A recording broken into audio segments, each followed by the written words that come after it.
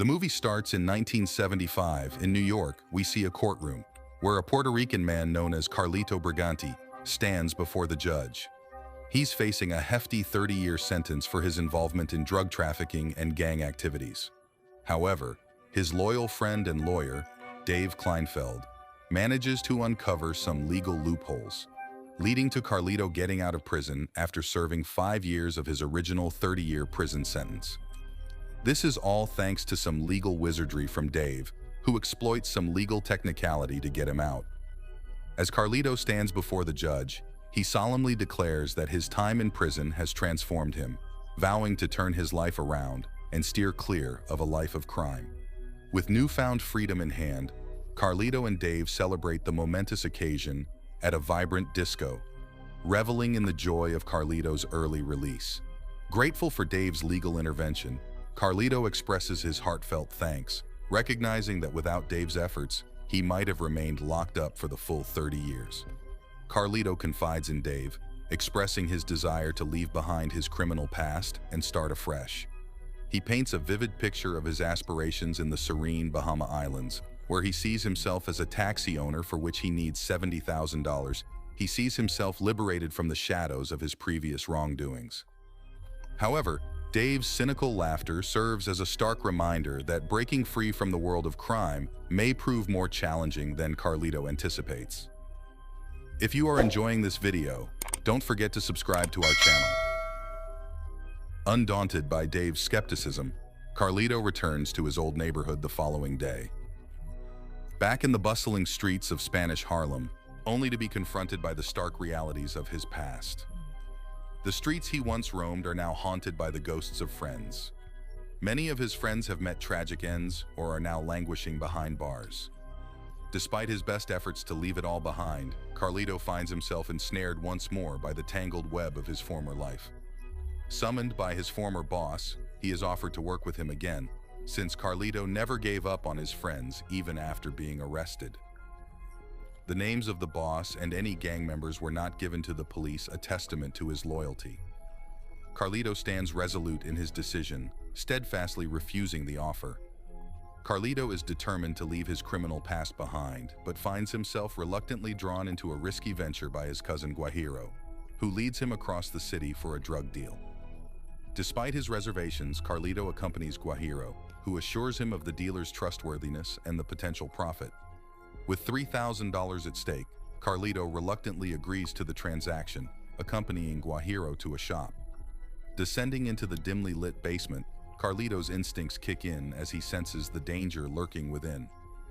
Recognizing the hostile intentions of the drug dealers and spotting an assailant hiding in the bathroom lying in wait, Carlito finds himself unarmed and unable to warn Guajiro, who stands at a distance.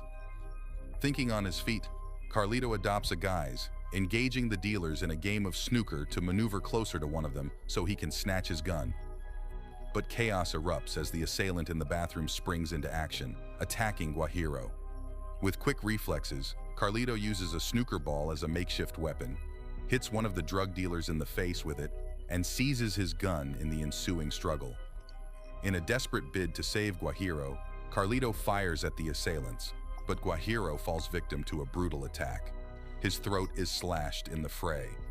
Carlito fires at the drug dealers, and he gets shot in the shoulder and exchanges gunfire with the remaining thugs.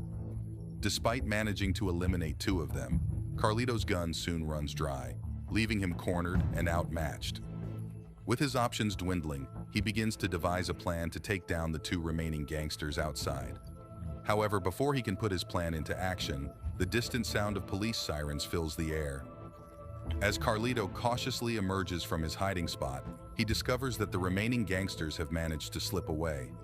With a heavy heart, Carlito bids his final farewell to Guajiro, his cousin and partner in the ill-fated drug deal, before swiftly scooping up the $30,000 from the table and making a hasty exit before the police arrive. He cleans his gun meticulously and discards it in a nearby trash bin. The deal going sour leaves Guajiro dead and Carlito with a bag of cash amount $30,000 and a new resolution. Once recovered from his injuries, Carlito meets with Dave, who presents him with a promising business opportunity. Dave proposes that Carlito invest in a nightclub owned by a gambler named Sasso, who is in dire financial straits after losing big in gambling. He is thinking of keeping his nightclub as collateral to secure a loan to get out of debt. And if Carlito gives him the money, he can even get a 50% partnership. With the potential for a 50% partnership offer from Sasso and no criminal involvement, the venture seems like a golden opportunity for Carlito to turn his life around.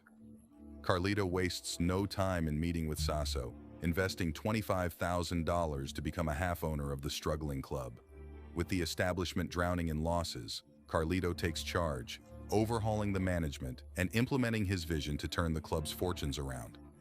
To ensure the safety of his investment, he also recruits Pacino, his friend and a trusted member of his old gang, to serve as his bodyguard. Under Carlito's capable leadership, the once struggling nightclub undergoes a remarkable transformation, attracting a steady stream of customers and making sure that all the customers pay and the outstanding debt is cleared. With Carlito at the helm, the club thrives, finally turning a profit. With dreams of a peaceful retirement in the Caribbean, Carlito is well on his way to saving $75,000 for his retirement. But as he soon finds out, leaving the streets behind is a challenge. One day, a Bronx area gangster named Benny Blanco refuses to pay the waiter for his order. Despite Benny's attempts to evade payment, Carlito's reputation as a respected figure in the New York gang world precedes him. Aware of Carlito's influence and standing, Benny eventually agrees to settle his debt, offering apologies and compensation to the waiter. However, Benny sees an opportunity to forge a partnership with Carlito in the drug trade, drawn by the allure of potential profits and Carlito's esteemed reputation. Carlito turns down many tempting offers to team up with Benny. With his days of illegal dealings firmly behind him, Carlito refuses to be drawn back into the dangerous world of drugs and crime. Meanwhile, sparks reignite between Carlito and his former flame Gail, a ballet dancer with a secret gig as a stripper. Trouble brews when Carlito's old pal, Lalin, fresh out of the prison and now bound to a wheelchair, visits him. But it turns out he's wired. It's crystal clear to Carlito that District Attorney Norwalk is gunning to lock him up again. Dave finds himself drawn to Steffi, Benny's girlfriend who works as a waitress in the club. Benny's fury at rejection reaches a boiling point, leading to a tense confrontation with Carlito at their table, where he is publicly humiliated by Carlito and roughs up Steffi. In a heated moment, Dave, under the influence of extensive use of alcohol and cocaine, pulls out a gun, aiming it at Benny, but Carlito steps in before things escalate further. Despite being personally threatened by Benny, Carlito chooses to release him, a decision that puts a strain on his relationship with his loyal bodyguard, Pacino. Meanwhile, Dave finds himself facing a daunting task as he visits his client, Tony T.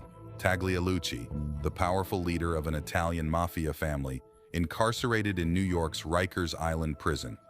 Tony, diagnosed with cancer and desperate for freedom, accuses Dave of extorting money from him under the guise of legal fees. Tony reveals his plan to escape from prison with the help of a corrupt guard under his control. Dave, having snatched a hefty $1 million from his client, Italian mob boss, Tony T. Taglialucci, finds himself backed into a corner when Tony T demands his yacht to stage an escape from the Rikers Island prison barge, threatening Dave with dire consequences if he refuses to cooperate. Begging for assistance, Dave turns to Carlito, who begrudgingly agrees to help. Under the veil of darkness, they, accompanied by Tony T's son Frankie, set sail to meet Tony T at a floating buoy just outside the prison barge.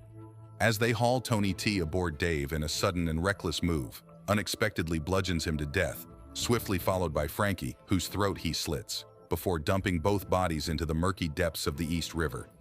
He argues that they would have killed him anyway, and his acts are of preemptive self-defense.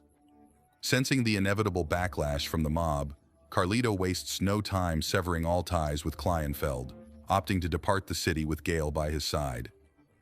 The next day, Dave narrowly escapes a retaliatory assassination attempt.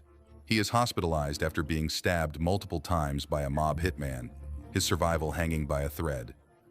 Carlito is apprehended by police and finds himself in cuffs, escorted to Norwalk's office where damning evidence unfolds. A tape of Dave striking a deal, offering false testimony against Carlito. With Norwalk aware of Carlito's involvement in the Taglialucci murders, he attempts to coerce Carlito into betraying Dave to save himself. Yet, Carlito remains resolute, refusing to play along. A visit to Dave in the hospital unearths the ugly truth. Dave has indeed sold him out. Sensing danger, Carlito spots a suspicious figure masquerading as a cop waiting in the lobby. His instincts prove sharp as he secretly disarms Dave's revolver and swiftly leaves. The man in police uniform is Tony T's other son, Vinny, looking for vengeance for his brother and father. He slips into Dave's room after sending the officer already guarding Kleinfeld away and shoots him dead. Carlito secures train tickets bound for Miami, accompanied by Gail, now carrying their child. But a stop by his club for the hidden cash takes a deadly turn as Carlito is ambushed by a cadre of mobsters led by Vinny. The Italians want to kill Carlito for his involvement in Taglialucci's murders. With danger closing in, Carlito deftly slips away through a secret exit. A gripping chase ensues through the subway tunnels and into the bustling Grand Central Terminal. Guns blazing, Carlito confronts his pursuers, leaving a trail of bodies in his wake. In a tense standoff, he kills them all except Vinny. As police swarm in, drawn by the gunfire, Vinny meets his fate at the hands of the police. As Carlito rushes to reach the waiting train where Gail and Pachanga await, his path is abruptly intercepted by Benny, unleashing a barrage of gunfire with a silenced gun. In a heart-wrenching betrayal, Pachanga reveals his allegiance to Benny, only to meet a similar fate at the hands of Benny. With his last breaths, Carlito entrusts Gail with the money, urging her to flee with their unborn child and have a fresh start. As he's wheeled away on a stretcher, Carlito's gaze fixates on a billboard depicting a woman on a serene Caribbean beach. The billboard comes to life where a familiar figure that looks like Gail dances. As life fades from his grasp, Carlito finds solace in the vibrant image of Gail, and this is where the movie ends.